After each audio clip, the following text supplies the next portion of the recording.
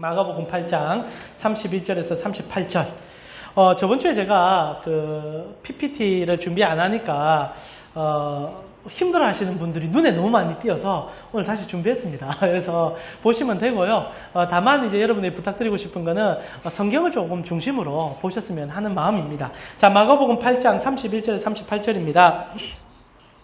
우리 한 절씩 교독하도록 하겠습니다. 그리고 마지막 38절은요, 다 같이 읽겠습니다. 우리 주님께서 주신 하나님의 말씀입니다. 인자가 많은 고난을 받고 장로들과 대제사장들과 서기관들에게 버림바 되어 죽임을 당하고 사흘 만에 살아나야 할 것을 비로소 그들에게 가르치시되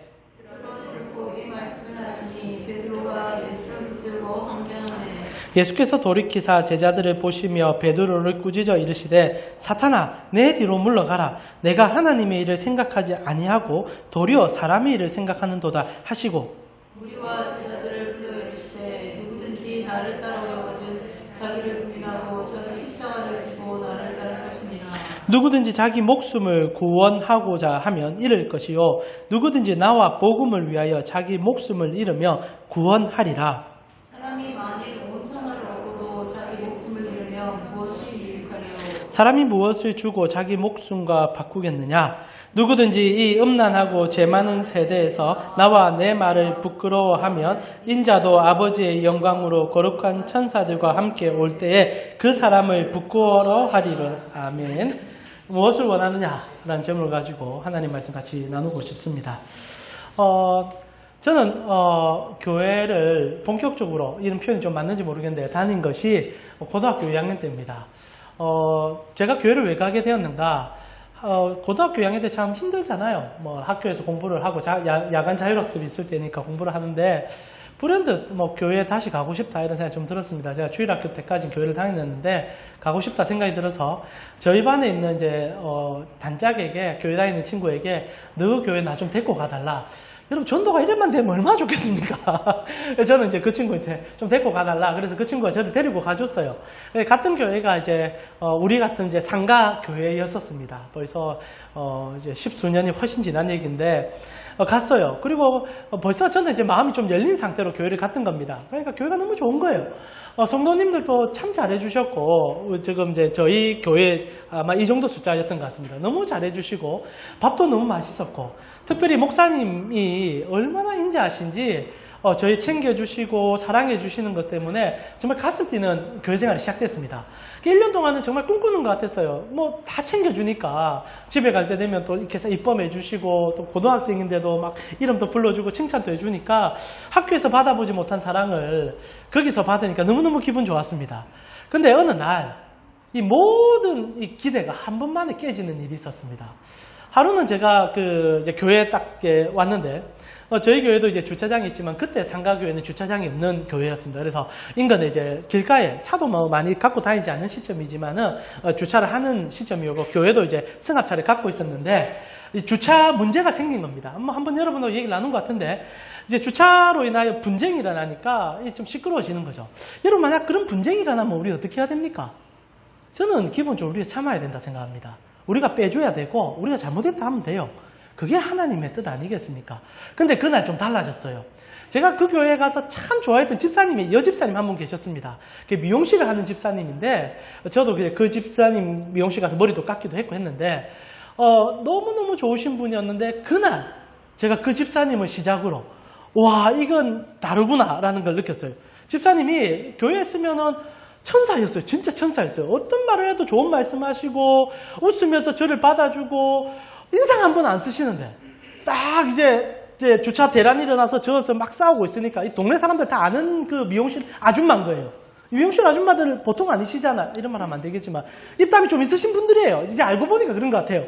그 집사 딱 내려가시니까, 바로 입에서요, 뭐, 이제 개가 3마리 나오시더라고요. 나오니까, 그 댕사자 이제 아저씨가 주차 문제로 막 이제 보통 죄송한 표현이지만 교회다 생각하면 이제 좀 낮게 보고 이제 좀 화를 내는 분들이 몇 분 있습니다. 다 그러진 않은데 이제 그분도 그런 스타일이셨어요. 그래 막 화를 내니까 바로 그 집사님 나와서 뭐 멍멍이 3마리 빡 던지니까, 그리고 그 집사님 얼굴을 딱 보는 순간 이제 동네 그 미용실 아줌마니까 그 아저씨가 바로 고개를 팍 숙이더라고요. 차 뺏기요 이러더라고요. 그래서 그러면서 뒤에 가시는데 아줌마 계속 하시는데 저 안 웃기십니까? 예, 너무 현실 같죠. 이래서 제가 그때 충격을 많이 받았습니다. 그리고 느낀 게 교회 집사님과 일하실 때 집사님, 밖에서 집사님 다르네? 라는 걸 처음으로 느꼈습니다. 그리고 나서 그 뒤로 이제 교회 생활을 이제 뭐 지금까지 하고 있으니까 지속적으로 하고 있으면서 저는 성도님들이 그 교회, 특별히 제가 처음 있었던 그 교회 성도님들이 다르구나라는 걸 느꼈어요. 뭐가 다르느냐? 밖에서 행동하는 거하고 교회 안에서 행동하는 게 다르구나. 그때 처음으로 느꼈습니다. 그리고 나서 한 2, 3년 지나고 나서 제가 보게 된 거는 그렇게 제가 너무 좋아했고 존경했던 목사님도 속물이구나. 돈을 너무 좋아하시는 거예요. 처음에 몰랐습니다. 근데 알고 나니까 목사님 돈을 너무너무 사랑하세요. 그런데 설교할 때는 돈을 사랑하지 말라 하시거든요. 근데 내려올 때는 돈을 너무 사랑하시고 늘 헌금통을 바라보시고 헌금으로 기뻐하시고 헌금 액수 많이 하시는 분에게는 축복하고 한 번은 정말 황당한 일이 한 번 있었습니다. 그 교회 이제 했던 교회 중에 헌금을 정말 많이 하시는 그 집사님이 한 분 계셨어요. 그 집사님에게 목사님이 얼마나 잘해주든지 그 집사님이 기고만장해 주셔가지고 한 번은 대표 기도를 그 집사님한테 시켰는데 대표 기도를 1시간을 하셨습니다. 저 너무 충격이었어요. 목사님 설교보다 더 길게 한 거예요. 그럼 어떻게 해야 됩니까? 자중시키고 좀 조심하라 얘기해야 되는데 목사님이 잘했다고 박수 쳐주더라고요. 그냥 이상하다. 이게 왜 이러지?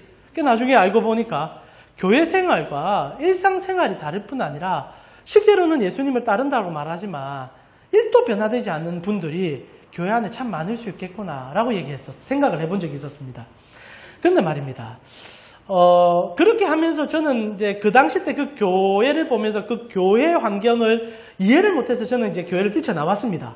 그리고 이제 세월이 지나면서 저는 이제 그런 삶을 살고 싶지 않다 생각해서 그런 사람들이 있는 곳이 교회가 아니다라고 생각해서 목사의 길을 선택했습니다.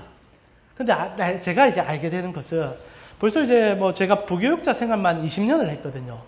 20년을 하고 이제 목사가 된 지도 그건 이제 10년이 다 돼 가는데 여러분 제가 깨달은 것은 저도 별반 다를 게 없다는 사실입니다. 그렇게 제가 비판했던 목사님들 그리고 비판했던 성도들을 지금 제가 여러분과 함께 달려가고 있는 상황 속에서도 끊임없이 내 안에 일어나고 있는 문제일 뿐 아니라 사실 저도 그렇게 큰 변화 없이 예수님을 따르고 있다는 딜레마에 늘 봉착이고 빠지고 있다는 거죠. 왜 우리는 뭐 우리라고 표현하면 좀 어렵지만 저는 이런 딜레마 속에서 신앙생활을 해야 되냐는 질문을 할 수밖에 없었고 오늘날 이 시간에도 그 질문을 여러분에게 접근하고 있습니다. 한번 물어볼게요. 여러분은 예수 믿고 나서 정말 많은 변화들이 있었습니까? 물론 변화가 있습니다. 변화 없이 어떻게 우리가 이곳에 앉아 있겠습니까? 그러나 정말 누군가가 나를 바라볼 때 그 변화가 예수님을 따르기 때문에 일어날 수 있는 그 수많은 변화 중에 일부분이라고 자신 있게 말할 수 있는 것들이 얼마나 되십니까? 많지 않은 것 같아요. 그래서 사실 두렵고 떨림으로 오늘 본문 앞에 서게 된 거죠. 근데 재밌는 것은요. 제가 착각을 하나 했다는 겁니다. 제가 오늘 여러분에게 질문 이래 던지면 벌써 와 무겁다. 이거 어떻게 해야 되노? 사실 안 바뀌는 게 너무 힘든데. 근데 이 생각 자체가요. 정말 뭐 오늘 본문의 뭐 주제부터 얘기하며 잘못된 겁니다. 우린 그 생각 자체에서 우리는 더 어려운 길을 선택하게 되고 그리고 주님이 원하는 방식이 아닌 다른 방향 때문에 자꾸 어그러진 방향으로 나아갈 수밖에 없었다. 얘기를 사실 오늘 성경에서 해주고 있는 겁니다. 그래서 오늘 본문 속에서 우리가 어떻게 살아야 되는지를 한 번 더 돌아봤으면 좋겠어요. 실제로 이런 고민이 한 번이라도 시작되면 되게 무거워져요. 우리는 그럼 어떻게 해야 되냐? 잘 안 되는데. 근데 예수님께서는 잘 안 되는 걸 아는데 근데 된다라고 해줬을 때는 그만한 이유가 있다는 거죠. 오늘 그것을 한번 보고 싶습니다. 사실 오늘 여러분과 제가 보고 있는 본문은 잘못 충격을 넘어서 잔혹할 정도로까지 느껴질 수 있는 본문이에요. 왜냐하면 예수님께서 한 제자를 향해서 입에 담을 수 없는 치욕적인 발언들을 쏟아냈기 때문입니다. 오늘 우리 그것을 먼저 한번 보고 싶어요. 오늘 본문은 여러분 저번 주에 우리가 본문을 나누었지만 가이사라 빌립보라는 지역에서 예수님께서 하셨던 행동들이 진행됩니다. 저번 주 제가 여러분 너무 설교를 어렵게 해서 죄송스럽습니다. 수많은 질타를 한 주 동안 받았습니다. 그래서 제가 정말 제가 좀 잘못했구나 생각 좀 많이 했는데 죄송합니다. 예, 죄송합니다. 그러나 중요한 것은요, 저번 주 우리가 했던 핵심들은 여러분 좀 잊지 않으셨으면 좋겠어요. 예수님께서 가이사라 빌립보에 가셨습니다. 그 지역은 황제의 이름을 따서 지었던, 그리고 이스라엘을 다스리고 있는 왕의 이름을 따서 지었던 지역이었다는 거죠. 그만큼 화려하고 누구나 흠모할 수밖에 없는 땅이라는 겁니다. 근데 예수님이 그 땅에 가셨는데 제자들에게 두 가지 질문하지 않습니까? 첫 번째가 뭡니까? 너희 세상 사람들은 나를 누구로 하느냐? 그때 제자들이 막 얘기합니다. 와, 세례 요한, 엘리야, 선지자 중에 한 명이라 합니다. 마태복음에는 예레미야 이름까지 등장을 하죠. 그래서 예수님이 가만히 듣고 계십니다. 그리고 두 번째 질문하죠. 그러면 이 말을 하고 있는 너희는 오늘날 우리에게도 질문할 수 있는 거예요. 사랑하는 나의 백성들아, 너희는 나를 누구로 하느냐? 그때 베드로가 가감없이 얘기해요. 주님은 그리스도입니다. 마태복음에는 주는 그리스도시요 하나님의 아들입니다 라고 말을 던지는 거죠. 마태복음에는 예수님께서 그 말을 듣고 너무너무 기뻐하세요. 바요나 시모나, 네가 복이 있다. 너에게 이 말을 준 것은 하나님이 은혜로 너에게 부어준 거다. 실제로 이 그리스도란 말 자체는요, 우리 교회의 근간이요, 우리 교회가 가야 되는 방향이요, 오늘 설교의 주제이기도 합니다. 여러분, 그리스도란 뜻이 뭡니까? 자, 이 뜻만 우리가 해석하면은 기름 부음 받은 자란 뜻입니다. 저번 주 우리 얘기 조금 하다가 말았는데, 그럼 기름 부음 받은 자란 게 뭐냐? 이건 사실 우리가 이해하기 쉽지 않아요. 왜냐하면 우리는 유대인이 아니니까. 그러나 유대인들에게 있어서 기름 부음 받는 직업이 세 직업이 있었습니다.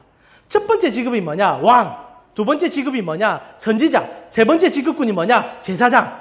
직업이라 표현해서 좀 그렇긴 한데, 이 세 직분이 기름 부음 받음을 통하여 일어서게 됩니다. 자, 다른 말로 표현하면 이 기름을 붓는다는 것은 전적인 하나님의 은혜 가운데 세워진다는 의미고, 그래서 이 의미를 가지고 사실 유럽이 왕권 신수설을 얘기했지 않습니까? 왕은 하나님이 선택한다. 신이 선택한다.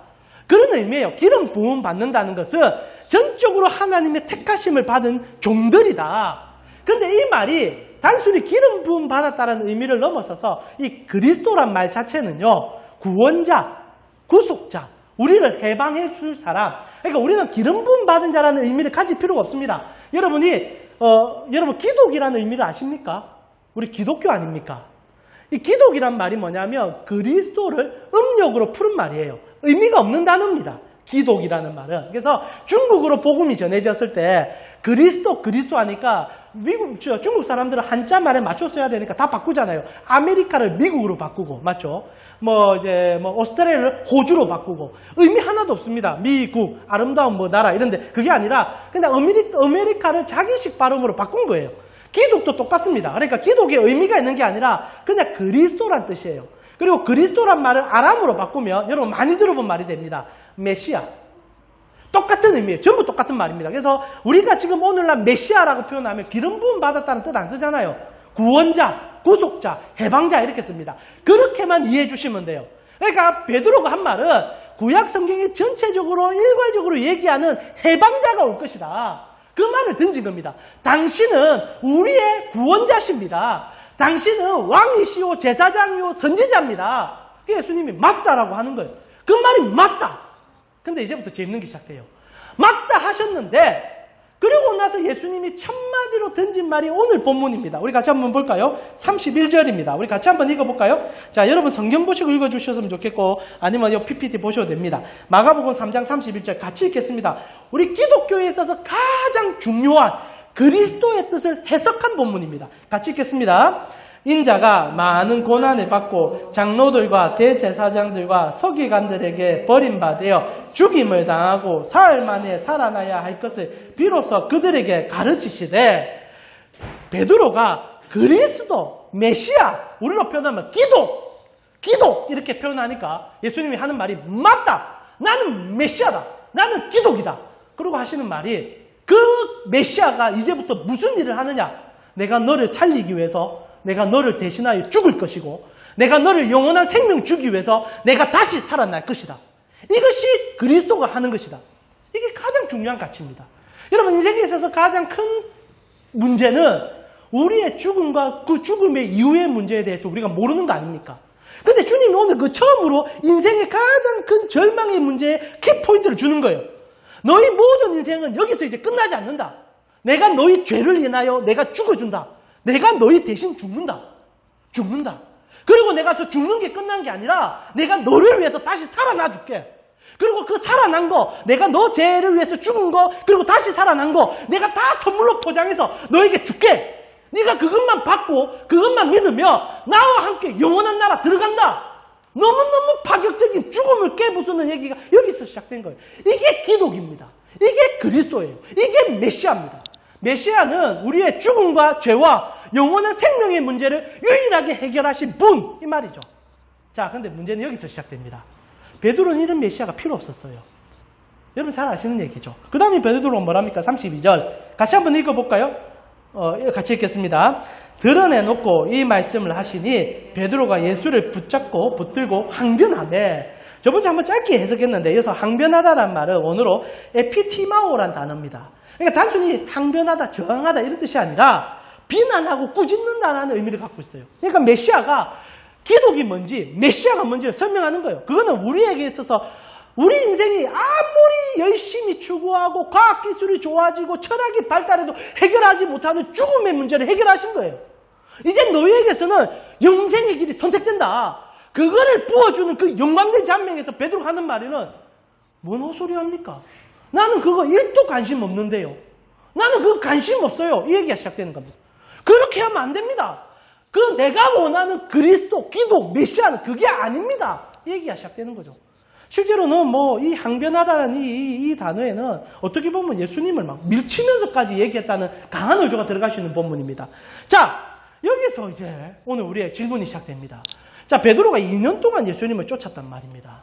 그러나 오늘 이 말을 할 때 베드로의 모습은 1도 변화되지 않은, 뭐 요즘 청년들의 표현을 사용하며 하나도 변화되지 않은 인생의 모습을 보여준다는 거죠. 물론 저는 베드로의 마음이 구구절절 이해가 됩니다. 여러분 저를 한번 보세요. 질문할게요. 여러분 이번 한 주 사시면서 하늘나라의 상급, 영생의 기쁨, 주님이 주신 그 죄의 사함의 은혜, 그것 때문에 여러분 가슴이 하루라도 뛴 적이 있으십니까? 저는 억지로 뛰기 위해서 노력을 하는 사람이라 목사가 된 것 같은데, 여러분 솔직하게 안 돼요. 잘 안 돼요. 여러분 솔직히 천국 문제, 여러분 일상 살아가면서 관심도 밖의 문제 아닙니까? 지금 살아가는 게 힘든데 지금 코로나 문제로 생계가 지금 급박해 죽겠는데, 여러분 국가에서도 지금 비상상태 걸어놓고 지금 또 이태원에서 그 난리가 터져가지고 지금 앞날도 끔끔한데, 여러분 지금 그 어린아이들 데리고 있는 부모들은 지금 정말 고통의 시간들을 신으면, 저희 안에 보면 좀 마음이 아픕니다. 저희 집에 애가 셋이나 되다 보니까 와, 셋 다 집에 그냥 있거든요. 정말 아기 지옥이라는 표현이 계속 밥 달랍니다. 입 벌리고. 거기다가 이제 가장 큰 어린아이 저까지 입을 벌리고 있습니다. 이라고 있으니까 저희 아내가 얼마나 힘들겠습니까? 이런 힘든 시국을 사는데, 여러분 새 아이들 먹이고 입히고 그리고 어떻게 하든 뭐 달라는 데 해주는데 하나님 나라 보일까요? 여러분 여러분이 일하는 곳에서 정말 힘들게 삶을 유지하는데 천국 생각하니까 가슴이 뛰고 마라나타 주 예수여 곧 오시옵소서, 그런 말하는 사람 몇이나 되겠습니까? 저는 솔직하게 베드로가 진솔되다 생각합니다. 여러분 예수님께서 내가 너의 죄 때문에 죽을 것이고 너의 죄를 해결하고 내가 영원한 생명의 문제 해결해 줄게, 잠시는 기쁠 수 있습니다. 그러나 당장 나에게 그렇게 필요한 말이 아니거든요. 그건 저 먼 얘기고, 물론 내일 내가 죽을런지 어찌지 알 수 없지만 우리 인간은요 그 문제에 대해서 그렇게 중요하게 여기지 않습니다. 여기서 우리의 문제가 시작되죠. 그러다 보니까 그 문제의 가치가 나를 변화시킬 힘이 안 돼요. 여러분 그 가치가요 우리를 이끌 힘이 안 됩니다. 아무리 교회에서 여러분 천국 갑니다, 영생 얻습니다 말해보세요. 집에 가면 그거 힘 안 돼요. 그게 무슨 힘을 나에게 줍니까? 오히려 어떻게 살아야 될지, 무엇을 해야 될지 지혜를 주면 그게 더 힘이 되지. 예수님이 그걸 몰랐을까? 저는 아니라고 생각해요. 근데 재밌는 것은 이제부터에 대합니다. 여러분 베드로 변화가 안 되잖아요. 그래도 여러분 솔직히 좀 아쉬운 건 있습니다. 왜냐하면 이렇게 항변하기 전에, 그 예수님에게 비난하고 비판하기 전에 이 베드로는 알고 예수를 짜쳤단 말입니다. 여러분 예수님이 어떤 분입니까? 목수의 아들이고, 그리고 베드로보다 나이도 어렸을 거예요. 근데 그 젊은 청년, 실제로 학력도 없고 이사야의 표현을 생각하면 얼굴도 못생기고 흠이 너무 많아서 실제로 흠모할 것이 하나도 없는 인생인데, 베드로가 그분을 쫓을 때는 세상에 추구하는 방향과는 다른 하나님 나라의 가치가 그분 속에 있으니까 쫓았을 거 아닙니까? 그러면 이렇게 표현할 수 있는 상황 속에서도 단 하나는 좀 다른 표현을 썼으면 하는 기대감이 있다는 거죠. 이게 저는 세상이 우리에게 기대하는 기대감이라 생각합니다. 사랑 우리 가운 식구 여러분, 세상 사람들이 교회를 바라보면서 하는 기대감이 있습니다. 아시죠? 교인이라면 좀 다름이 있어야 된다. 교인이라면 그래도 그 사람들이 예수를 알아요. 그럼 예수가 하는 행동을 따라가는 자들이가 좀 변화가 있을 것이다. 그러나 진짜 문제는요, 똑같았는데 문제가 있는 겁니다. 지금 베드로가 그 문제점에 봉착한 거예요. 아무리 예수님을 따른 것 같았고 예수를 스승으로 섬긴 것 같은데 문제는 1도 안 변화됐다는 거예요. 오히려 세상보다 더 큰 욕심을 보이고 있습니다. 이게 우리에게 가장 큰 문제 아닙니까? 변화는 고사하고 세상보다 더 욕심을 부리는 게 이게 왜 그런 문제가 생기냐는 거죠. 저는 이번 주에 좀 충격적인 얘기들을 계속 듣고 있습니다. 여러분 아시다시피 제가 이번 주에 고등학교 때 친구에게 전화를 받았어요. 여러분 혹시나 여러분 고등학교 친구하고 아직도 연애가 아니고 친구하고 연락하시는 분들 계십니까? 저는 잘 없는데 그래도 제가 고등학교 때 절친들이 한 3명이 있는데 그래도 꾸준하게 연락을 좀 하고 있습니다. 그래도 전화 또 남자들의 특성상 전화 잘 안 하잖아요. 특히 저는 진짜 전화 잘 안 하는 편이거든요. 근데 그 친구가 진짜 정말 오랜만에 전화가 딱 온 거예요. 그러면서 이제 왜 전화냐니까 코로나 시국이가 심심해서 전화했다는 겁니다. 할 짓이 없어서. 그것도 보니까 좀 직장 못 나가고, 이제 디자인 업계에 일하는 친구인데 못 나가고, 집에서 애 보고 있다고 하더라고요. 이제 곧 나가게 될 거라는데, 그러다 보니까 불현듯 네 생각이 나더라. 이러던 겁니다. 그래서 전화를 받았어요. 그런데 이제 얘기하다 보니까 이제 목사님 것도 알고, 고등학교 때 같이 신앙생활 했던 친구니까, 저에게 이런 말 하는 거예요. 동이야, 나이 따위가 솔직히 내 요즘 내 교인이라 말 안 한대. 이래 얘기하는 거예요. 내가 놀랐습니다. 왜냐하면 그 친구 어머니께서 전도사님일 뿐 아니라 그 친구 참 신앙이 좋았거든요. 청소년 때 그리고 대학 갈 때까지도 참 신앙이 좋았는데. 그런 얘기가 신앙이 나빠진 건 아니죠. 그러나 중요한 것은 부끄럽다 이겁니다. 난 너무 부끄러워서 나 요즘 교회 다닌다 말 못한대. 난 너무너무 지금 너무 부끄러워 죽겠다. 내 코로나 지금 너무 고맙다. 교회 안 가서 목사 얼굴 안 봐서 행복하다 이러는 거예요. 제가 놀랐습니다. 이게 지금 목사한테 할 소리인가 싶은 생각도 들고 그래도 친구니까 해주는 소리니까 고맙긴 하고 그러면서 사실 여러분 솔직히 부끄럽잖아요. 최근에 어떤 일이 있었습니까? 여러분 우리 합동측 교회에 한 3,000명 모이는 교회가 제자 훈련을 한다는 명목 안에 그 훈련생들에게 인분을 매겼습니다. 모르세요? 모르세요? 이런 얘기 하면 안 되는데 맞죠? 울고 그런 일이 있어가지고 지금 난립니다.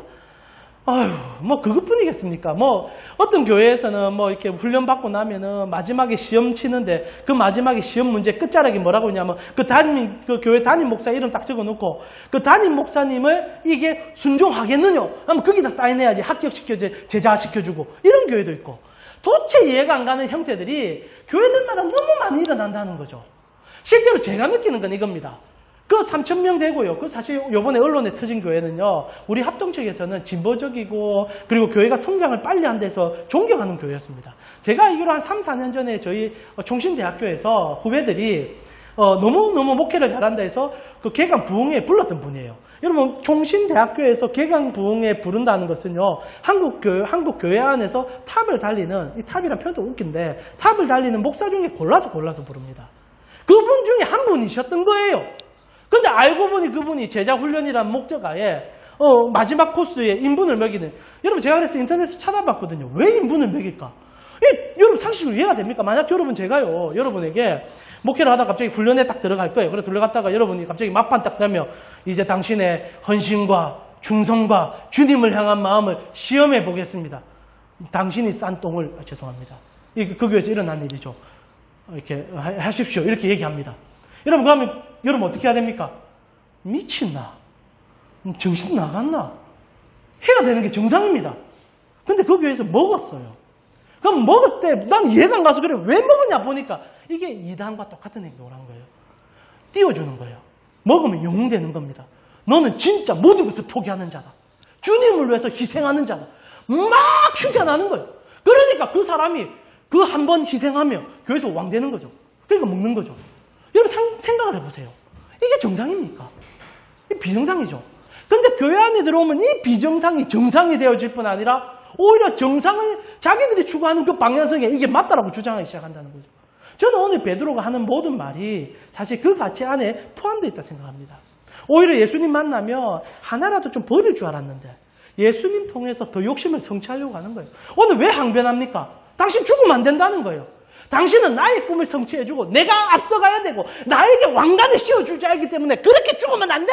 이 말입니다. 이게 오늘날 우리 교회 안에 있는 병폐죠. 그러나 질문은 이겁니다. 이런 병폐를 몰라서 하는 얘기가 아니라 아는데 왜 안 바뀌냐는 질문을 하고 싶은 거예요. 여러분, 오늘 예수님께서 그렇게 소통치시고 그래 살면 안 된다라고 얘기하는 장면을 구구절절 우리가 보잖아요. 그런데 왜 우리가 안 바뀝니까? 우리가 왜 안 바뀝니까? 근데 여기서 우리는 뒤집어야 됩니다. 왜 안 바뀌냐고 질문하면 안 돼요. 왜 안 바뀌냐 질문한 순간 여러분 절대 안 바뀝니다. 그리고 바뀌기 위해서 하는 짓이 그 똥 먹는 거예요. 그렇게 희생하고 헌신해야 바뀔 수 있다고 얘기하기 시작합니다. 여러분, 변화라는 것은요, 여러분 잘 생각해 보세요. 사람을 훈련시켜서 변화시킬 수 있습니다. 강압적으로 변화시킬 수도 있습니다. 그러나 가장 큰 변화는 언제 일어나던가요? 우리는 너무 잘 압니다. 언제 변화됩니까? 사랑할 때. 이건 만고질순의 진리라고 저는 생각해요. 오늘 예수님이 하고 싶은 얘기는요, 오늘 본문 자체가 굉장히 강하긴 하지만, 답부터 얘기하는 겁니다. 혹독하게 훈련받고, 혹독하게 자기를 비우고, 너의 십자가를 지고, 이렇게 따라가란 말을 하신 게 아닙니다. 오히려 뒤집고 계시는 거예요. 오히려 더 사랑해라. 더 사랑해라. 끝없이 사랑해라. 얘기하는 겁니다. 왜 그런지 아십니까? 오늘 본문 속으로 들어가 봅시다. 자, 예수님께서 베드로에게 이런 말 하면서 첫 번째 던진 말이 정말 중요한데요. 33절입니다. 자, 우리 33절 같이 읽겠습니다. 같이 읽겠습니다. 예수께서 돌이키사 사탄아 내 뒤로 물러가라. 내가 하나님의 일을 생각하지 아니하고 도리어 사람의 일을 생각하는도다. 사실 이것부터 해석이 잘못되면요, 교회가 결국 사람에게 사람의 변을 먹일 수 있게 됩니다. 이 해석 정말 잘해야 돼요. 여러분, 베드로가 항변을 했습니다. 예수님에게 무슨 얘기를 한지 제가 기록은 안 돼 있지만 아마 자기의 욕심과 정욕을 드러냈겠죠. 저는 이게 정상이라 생각합니다. 여러분, 우리는요, 이게 정상이에요. 우리는 물론 우리가 변화되는 삶의 끝자락에 서 있긴 하지만 틈만 나면 욕심이 드러납니다. 틈만 나면 우리의 그 아집이 드러나게 돼 있어요. 그 왜 예수님 모르겠습니까? 너무 잘 아시는 하나님이세요. 그런데 오늘 본문의 충격적인 것은 무엇이냐면 이 말을 했는데 예수님께서 베드로를 꾸짖으며 사탄아라고 지적한 게 문제가 됩니다. 여러분, 예수님이 사람을 보고 지금 사탄이라고 욕하는 거예요. 여러분, 이 배너기 보면요, 이 만약에 그림을 그려보면 예수님 다혈질에다가 이중인격자처럼 느껴집니다.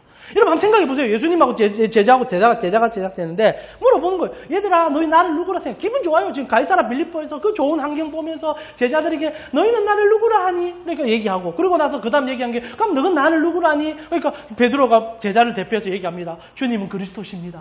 우와, 시몬아, 너 대단하다. 이거 알게 해준 거 하나님의 은혜야. 여러분, 교회에 있어서 성도에게 가장 좋은 소리는 뭡니까? 하나님의 은혜를 받았다, 이거 아닙니까? 너 하나님이 선택받은 거야.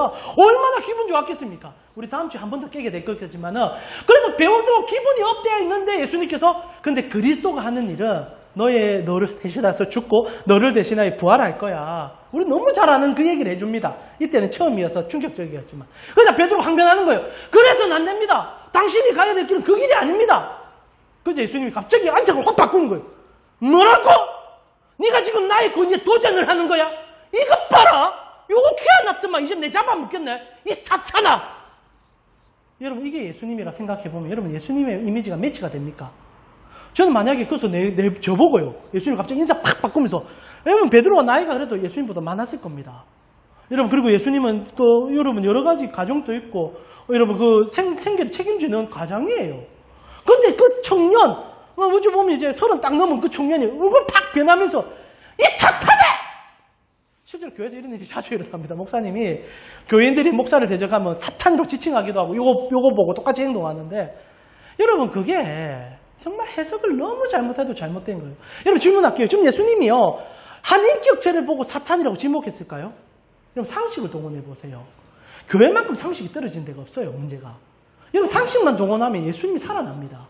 근데 교회가 상식을 버리니까 이런 것도 상식적으로 이해를 못하는 거예요. 예수님이 제자 보고 사탄이라 지칭했다 하면서 목사들이 그런 자기의 강권적인 능력을 쓴다니까요. 솔직한 말로 바보예요, 바보. 여러분, 이 말에서 여러분 방점은 사탄아가 아닙니다. 뭐라고 표현합니까? 내 뒤로 물러가라라고 얘기하는 게 방점입니다. 여러분, 이 얘기 자세히 한번 봅시다. 본문을 한번 심도 있게 봐요. 예수께서 돌이키십니다. 베드로 갑자기 항변을 한 거예요. 소리칩니다. 헛소리 하지 마세요. 당신 그렇게 하면 안 됩니다. 얘기할 때 예수님 대로 팍 돕니다. 그리고 제일 먼저 본 사람이 누굽니까? 제자들을 봤어요. 베드로 안 봤습니다. 여러분 관점은 이겁니다. 베드로가 소리치는데 베드로를 안 봤단 말입니다. 여러분 소리친 자는 먼저 봐야죠. 그리고 그 소리친 자에게 사탄이라고 소리쳐야죠. 그러나 예수님의 주 관점은 지금 베드로가 아니에요. 먼저 제자들을 본 거예요. 이렇게 생각할 수 있습니다. 제자들의 모든 공통적인 의견이 베드로를 통하여 전달됐기 때문에 해석할 수 있겠지만 저는 그렇게 보지 않아요. 왜냐하면 이것은 그 모두에게 포함되는 얘기이기 때문입니다. 그러면서 그들을 전체 주목하고 말을 하고 있는 베드로를 다시 한번 보죠. 그리고 베드로를 꾸짖습니다. 자, 여기서 꾸짖는다는 말을 정확하게 이해해야 돼요. 꾸짖는다는 것이 사람을 힐난하고 깎아내리고 그리고 그 사람을 저주하기 위함이 아니에요. 제자 보고 사탄이라고 지칭하기 위함이 아니에요. 말 그대로 꾸짖기 위함입니다. 알게 해주기 위함이죠. 그리고 그 다음 얘기가 따로 분리돼야 됩니다. 꾸짖어 이르시되 사탄아 내 뒤로 물러가라 얘기합니다. 자, 이 말을 여러분 정확히 번역하셔야 되는데 지금 만약 예수님이 베드로를 지칭하면서 그 말을 하는 그 베드로가 잘못되었기 때문에 그 말을 하는 그 자체를 묵살하려고 사탄아 물러가라 얘기한다면 뒤로 가라는 말을 안 씁니다. 여러분 예수님께서 귀신을 축출할 때 사탄을 내어보낼 때 쓰는 말이 있습니다. 나가랍니다. 나가라. 여러분 마가복음 한번 찾아볼까요? 마가복음 5장 8절. 여러분 성경 안 찾아도 됩니다. 본문에 뜰 거니까 5장 8절 한번 띄워주시죠. 5장 8절에 보면 이에 예수께서 이미 저에게 이르시기를 더러운 귀신아 그 사람에게서 나오라 라고 합니다. come out 돼 있는데 좀 더 저는 원어적인 의미에서 get out 이라고 얘기한 것 같아요. 꺼져라 이렇게 얘기한 것 같습니다. 꺼져라 나오라 이렇게 얘기한단 말입니다. 성경을 자세히 보면요 예수님께서 진짜 퍼지션 귀신 들린 사람들에게는 나오라라고 얘기합니다. 왜냐하면 그 소유꾼이 귀신에게 넘어갔으니까. 그러나 오늘 본문 달라요. 베드로에게 사탄아 지칭하면서 나가라 이게 아니에요. 내 뒤로 물러가라 라는 겁니다. 다른 말로 베드로는 사탄이 아니에요. 제자들도 사탄이 아니에요. 그 말했다고 사탄 취급받는 게 아니에요. 핵심이 뭐냐? 뒤로 물러가라는 겁니다. 이 말은 진짜 사탄에게 한 거예요. 베드로에게 한 게 아니라 제자들에게 한 게 아니라 사탄에게 한 거예요. 그러니까 우리가 지금 이 교회 생활을 하면서 실제로 여러분은 사탄에게 포지션 당하지 않습니다. 절대 여러분 사탄에게 쉬지 않아요. 주 예수 그리스도를 이르는 이름 앞에 어떤 권세가 여러분을 휘잡을 수 있다 생각하십니까? 그거는 복음 자체를 우습게 여기는 일이에요. 여러분 귀신 들리지 않아요. 예수의 피는요 세상 처음부터 끝까지 효력이 발휘돼요. 그런데 어떻게 주의 제자가 귀신 들릴 수가 있습니까? 벌써 주님에게 선택받은 자들이 어떻게 귀신 들릴 수 있습니까? 이 말은 그 제자들을 보면서 제자들에게 그 사탄의 그 권세에 대한 얘기를 하는 게 아니라 말 그대로 지금 제자들이 모여있는 가운데 사탄과 함께 있는 상황이 됐다는 겁니다. 이게 중요해요. 이게 무슨 얘기냐? 지금 사탄이요. 그 제자들 귀에 끊임없이 뭔가를 주입하고 있다는 겁니다. 이건 가능해요. 여러분 다른 말로 표현하면 여러분이 살아가는 세상의 모든 문화가 어찌 보면 원수의 문화일 수 있지 않습니까? 그것들이 여러분을 속이는 그 메시지입니다. 그런데 여기서 하고 싶은 얘기는 이거 예수님이 어떤 명령을 하느냐? 내 뒤로 가라. 이게 오늘 본문의 답이고 여러분의 인생의 변화의 시작점입니다. 예수님이 하고 싶은 말은 떠나라, 사라져라 이게 아니라 내 뒤로 가라 그럽니다. Behind me, 내 뒤로 서라. 자, 여기서부터 모든 해석은 시작됩니다. 자, 예수님이 우리에게 원하는 것은 너희가 무엇을 변화시켜라, 너희가 무엇을 해라 이게 아니라 너희는 내 뒤로 서 이 얘기입니다. 영물인 마귀까지도 사탄까지도 내 뒤에 설 수밖에 없어 얘기하는 겁니다. 오직 우리의 앞에 서신 분은 예수 그리스도라는 얘기를 오늘 본문에서 시작하는 거예요. 이게 왜 중요하냐? 이제부터 우리의 가치와 우리의 생각이 뒤집어지기 시작됩니다.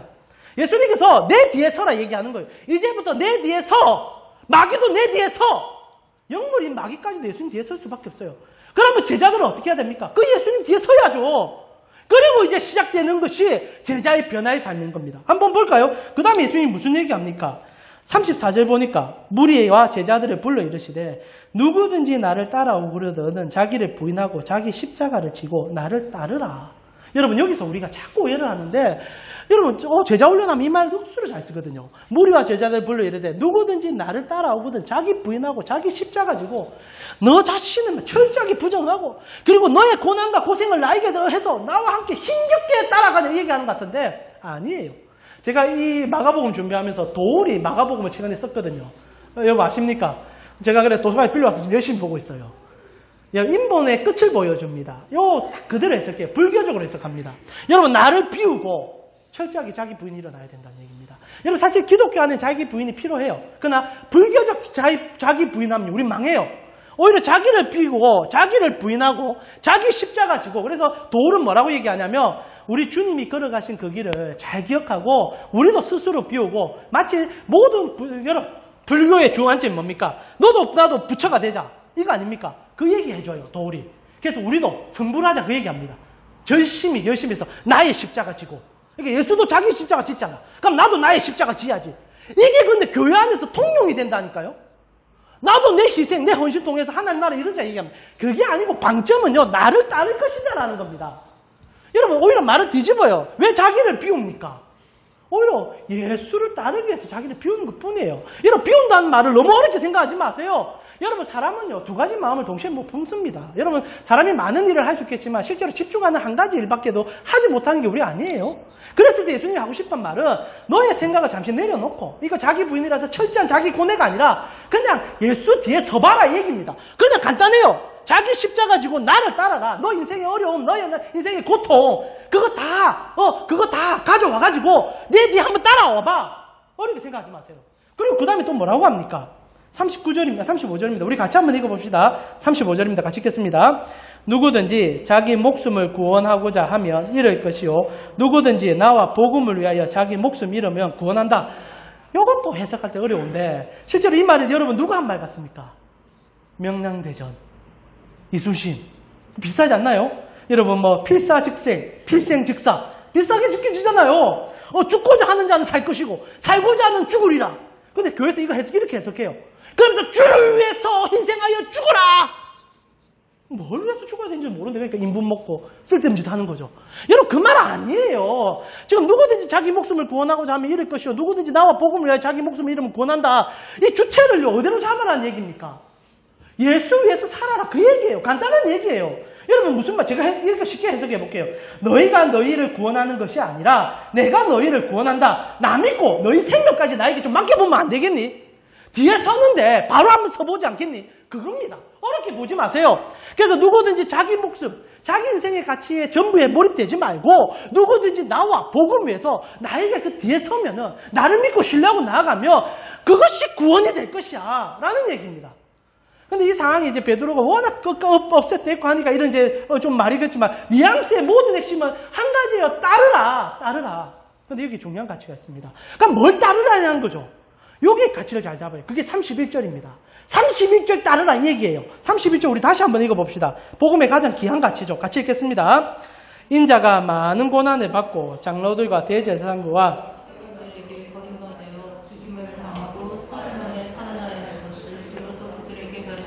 이 말을 시작으로 시작하죠. 뭘 따르느냐? 그러니까 우리 보고 따르라는 얘기를 한 게 아니다라는 관점입니다. 예수님이 지금 따르라라고 얘기한 건 내 뒤에 서라는 것은 내가 너희의 방패막이가 되어줄게. 이 말입니다. 무슨 말입니까? 내가 너를 위해서 먼저 죽을게. 그리고 내가 너를 위해서 다시 살아날게. 그리고 내가 너에게 영생 줄게. 그리고 내 뒤에 서. 무슨 말입니까? 내가 너 보호해줄게. 내 너 지켜줄게. 내 영원히 너와 함께 해줄게. 그러니까 내 뒤에만 서 있어. 내 뒤에만 서 있어. 이건 아버지만 할 수 있는 얘기예요. 여러분 자녀들이 아버지의 등을 보고 배운다 하지 않습니까? 예수님 지금 한 얘기가 딱 그거예요. 내가 너에게 전부를 다 줄 테니까 너 다른 거 보지 말고 내가 정말 영원히 사랑하며 너를 절대 포기하지 아니하며 끝까지 사랑하는 내 사랑 뒤에 숨어봐. 그럼 너 돼. 이거는 사랑에 대한 항변입니다. 예수님이 지금 하고 싶은 얘기 딱 하나예요. 나의 사랑 뒤에 숨어 내 사랑만 쳐다봐. 그럼 너 살아나. 이겁니다. 이게 우리 기독교의 근본이에요. 여러분 사람이 언제 변한다는 줄 압니까? 내가 제자 훈련 이루어서 내가 무슨 희생을 치루어서 내가 저 고지에 오를게 절대 안 바뀝니다. 근데 언제 바뀌냐? 31절이 우리 속에 녹아 들어올 때 나 사랑받고 있구나. 나 영원한 사랑받고 있구나. 여러분 인생 가운데 사랑은 불완전하잖아요. 부모의 사랑도 그리고 자녀의 사랑도 어느 날은 어떻게 될지 모르는 게 우리 인생 아닙니까? 그러나 오늘 성경이 우리에게 얘기해 주는 것은 죽음마저도 끊을 수 없는 사랑으로 내가 너와 엮어진다는 겁니다. 그리고 나를 따르라 얘기하는 거죠. 이건 따르라는 얘기가 아니에요. 그냥 사랑에 잠식되라는 얘기일 뿐입니다. 여기서 시작 아닙니까? 여기서 시작 아닙니까? 여러분 교회는요. 다른 노력과 행위로 주님의 뜻을 이루는 단체가 아니라 사랑 속에 푹 들어가서 우와 어떻게 내가 구원받을 수 있지? 내 같은 사람을 위해서 하나님이 죽어줬단 말이야? 그 주님이 내 기도하면 다 들어준다고, 나의 욕망과 탐심까지도 들어준다고, 그런데도 나 버리지 않는다고, 그것이 나의 시작이라고, 이거를 끊임없이 되뇌이며 주님의 넓은 등을 보고 쫓아가는 것, 그게 우리 기독교예요. 그게 우리의 힘이에요. 오늘 제자들에게 그 얘기 해줍니다. 내가 너 때문에 죽을 거야. 내가 너 때문에 다시 살아날 거야. 내가 너의 모든 것을 다 갚아줄게. 그럼 나를 좀 따라오면 안 되겠니? 이게 뭐 따라오라는 얘기입니까? 우리가 아는 것처럼 코에 이게 깨가지고 막 지지 끄는 겁니까? 아니죠. 그럼 우리가 언제 변화된 줄 압니까? 예수님 사랑을 묵상할 때마다 받기 시작합니다. 여러분, 내가 저건 못해서 내가 이거 해야 되는데 그거는 차후의 문제예요. 가장 중요한 건 우리 주님 더 사랑하면 됩니다. 이렇게 내가 이번 한 주에 실수를 이렇게 많이 했는데도 근데도 이 자리 불러주시는구나. 그러면서 주님 품으로 안아주는 거. 우리 다 알잖아요. 선한 목자 되신 주님. 그것을 더 깊이 알아가라는 겁니다. 영생, 천국, 그것도 중요한 가치지만 그거 보기 전에 이 시간, 이곳에 임하신 주님이 나를 얼마나 사랑하느냐를 알면요. 사람은 바뀔 수밖에 없다는 거예요. 오늘 예수님께서 그 얘기를 해주고 있다는 겁니다. 그래서 기독교는요. 이 기독이란 말은 사랑이란 말과 같은 거예요. 그래서 세상 사람들이 요구하는 그 기독의 가치가 우리가 생각하는 기독의 가치가 다르지만 같은 관점을 결국 가게 됩니다. 왠지 아시죠? 여러분, 우리 그리스도인들이 왜 깨끗하게 살아야 됩니까? 우리 아버지의 등을 더럽히지 않으려고. 그래서 하는 거예요. 내가 뭔가를 잘해서 교회 키우고 아니면 여러분 직장을 잘 키워서 하나님의 영광 돌리다 그게 아니라 우리 주님이 나를 너무 사랑해서 나를 위해서 죽기까지 그렇게 와주셨는데 어떻게 내가 우리 아버지 등에 똥칠할 수 있냐? 우리 아버지 이러면 내가 어떻게 먹칠할 수 있냐? 진짜 사랑받은 사람은요. 그 사랑받은 사람을 위해서 삽니다. 그리고 그 사람 보이기 시작해요. 여러분 너무 잘하는 얘기 아닙니까? 오늘 예수님의 모든 얘기는 그 한 포인트를 위해서 던진 말입니다. 근데 베드로는 이게 몰라요. 그래서 근데 우리 다음 주에 보겠지만 그래서 변화산이 필요합니다. 이제 변화산 보면 여러분 정말 재밌는 예수님의 위트를 보게 될 건데 하여튼 예수님께서 원하는 것은요. 사랑이에요. 사랑. 저 말씀 마무리하고 싶습니다. 여러분 우리가 이 사랑을 깨닫지 못하니까 교회가 정말 폭력적으로 변하고 자기 이권 체계에 급급해지고 그리고 자기의 성을 쌓으려고 합니다. 왜? 우리도 베드로처럼 항변하니까. 우리는 주님 뒤에 서고 싶지 않아요. 왜? 주님이 나에게 해주신 사랑이 뭔지를 모르니까. 사랑하는 우리 강식구 여러분, 저는 여러분에게 정말 부탁드리고 싶은 것은 예수를 바라볼 때 예수로 봐주시면 됩니다. 예수가 어떤 분인지를 잘 묵상해 보세요. 그러면 여러분이 변화되지 않을 수가 없습니다. 우리 주님이 여러분에게 무엇을 하셨는지 그리고 여러분 삶에 어떻게 개입하고 계시는지 어떤 사랑을 보여준지를 안다면 여러분은 달라질 수밖에 없다는 겁니다. 저는 이 시간 여러분에게 이 도전을 주고 싶습니다. 이번 한 주 동안 다른 무엇보다 주님이 나를 얼마나 사랑하셨는지를 묵상하셨으면 좋겠어요. 그러면 됩니다. 죄로 싸운다. 물론 싸워야 됩니다. 근데 왜 싸워야 되는지도 모르고 싸우니까 문제죠. 우리의 진짜 궁극적인 이유는 이 땅에서 주님을 더 사랑하는 거예요. 그런데 깨닫게 되는 게 뭔지 아시죠? 우리 주님이 나 더 사랑했다는 걸 깨닫게 됩니다.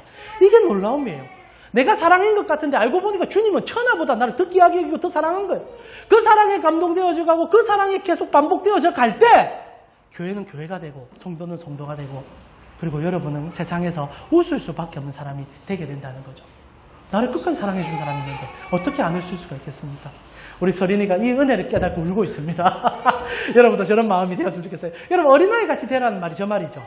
여러분 우리 복음의 가장 핵심이 어린아이 같이 되라는 말이 뭡니까? 예수님 등 뒤 따르라는 거예요. 착해져란 말은 아닙니다. 어린아이 마음이 착하지 않거든요. 어린아이는 뭐 합니까? 맹목적인 추종을 하죠. 왜? 사랑을 받아야 되니까. 그 사랑을 아니까. 그 사랑밖에 없으니까. 그렇게 사시면 된다는 겁니다. 여러분 이번 한 주도 예수님 사랑으로 살아가시고 그 사랑에 가슴이 뛰고 그 사랑으로 여러분의 삶을 이루어 가기를 기도해 봅니다.